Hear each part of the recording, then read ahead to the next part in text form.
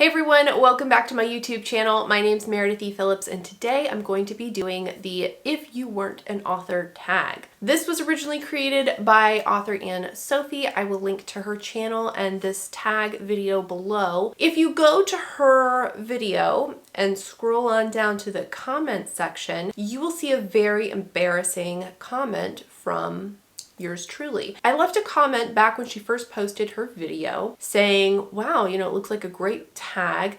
I'll do it in a couple weeks. And if you look at the timestamp or the date stamp on that comment, that was from 8 months ago. Not 8 weeks. 8 months ago. It's a little later than I was thinking. When I thought to do this video, I thought of that tag and I was like, oh, that was like right before like Preptober started, right? And when I went back to find it, I was like, no, that was a hot minute ago, my friend. So sorry it took me so long to do this, but here I am doing it.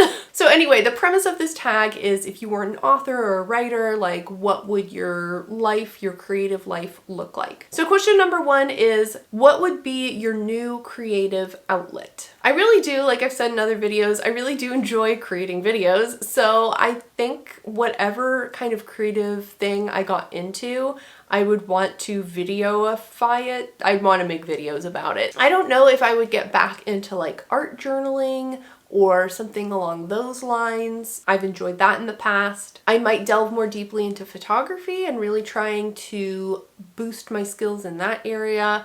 I also really love video games, so we might go more into video game time, something like that. Question number 2 is, would you still do YouTube? And if so, what content would you produce? I kind of already answered this, but yeah, I'd still want to do this. I really do enjoy all of the process of making a video and editing it and all that sort of thing. I would guess that I would focus more on maybe video games or movies or something like that. Question number 3 is, assuming your current dream job is to be a full-time author, what would your new dream job be? Okay, so this one, I'm assuming I in this dream scenario, I can suddenly acquire any skill set that I need.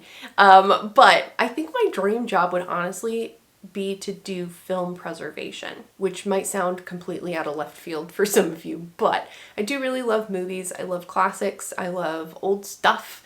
And unfortunately, there's a race against time currently going on to preserve films. Any movie that was filmed on actual films and reels is disintegrating. The quality of the negatives and of the film stock that they had even just in like the 80s isn't great, and it will disintegrate into dust after a certain period of time. And so there are older films that there are different organizations that they're racing to try to fix the negatives and clean them up, get rid of dust and little hairs and specks and glue smudges and all kinds of things that are on these negatives. They're trying to clean them up and redo them so that they are preserved for future generations. And there's some really cool videos out there. I'll link some below going into detail about how all of this is done, and it's a fascinating, very tedious kind of process.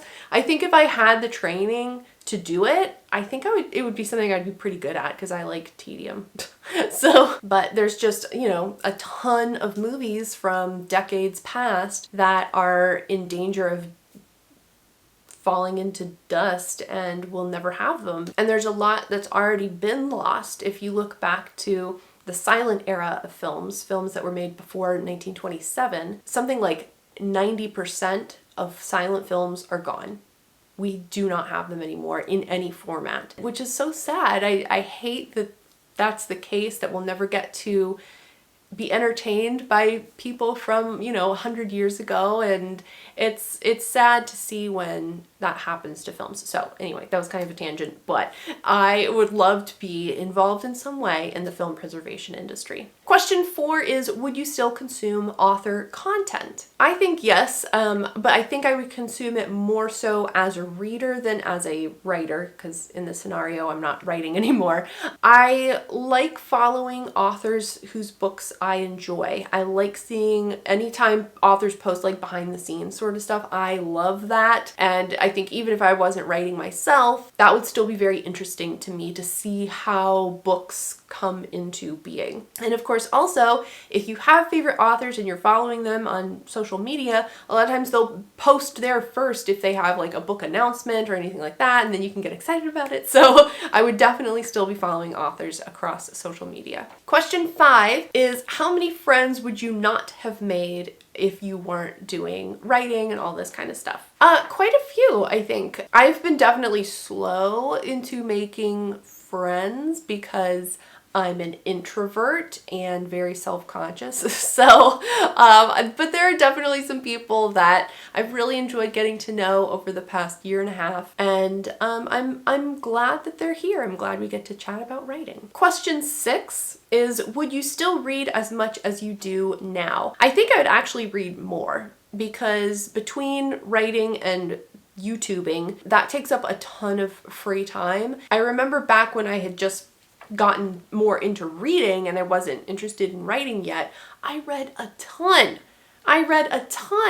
There were multiple years where I was reading over 100 books a year. And last year, if you watched my 2021 wrap up, you saw I read like 40 books.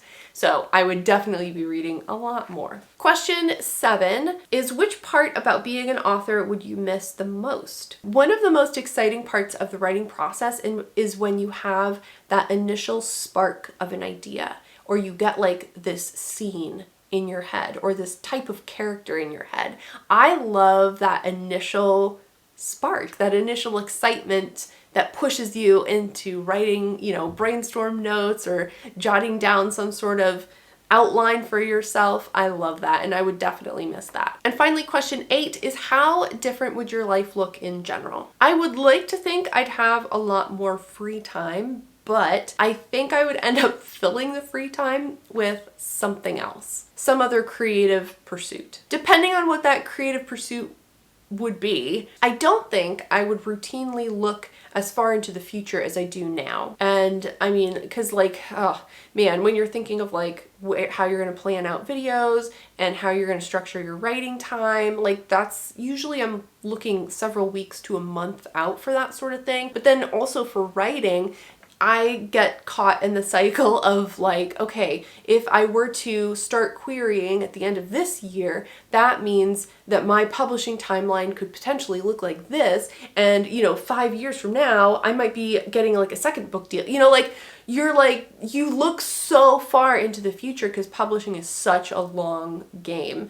And I've never in my life, I don't think, thought about that much stuff that far in the future before. But writing and publishing make you think that way. So yeah, I don't think I would be as concerned with what's going on like 3 or 4 years from now as I am now. So short and sweet today, that was the tag from Author Anne Sophie. Again, I will link her channel down below. If you're looking for a channel who does a ton of live streams and like write-a-thons and 10K Sundays and all kinds of really focused writing sessions like that, definitely check her out. She hosts a ton of live streams every month, and she's a great one to follow, especially for that. If you'd like to do this tag, again, I will link below her original video, and I'll have a list of the questions in the description. But let me know, I think honestly the most interesting question to me was, if you weren't pursuing writing full-time or you didn't want to be an author in any capacity, like what other thing would you be into? Like what other creative thing would you want to pursue? Let me know about that for you down in the comments. If you liked this video, give it a thumbs up, and if you haven't already, make sure you click the subscribe button. I post videos on Tuesdays and Fridays. You can follow me on Instagram at Meredith Phillips Writes, and you can head over to my website, meredithphillips.com, to sign up for my newsletter. Thanks so much for joining me today, and I will see you next time. Bye. I commented back when she first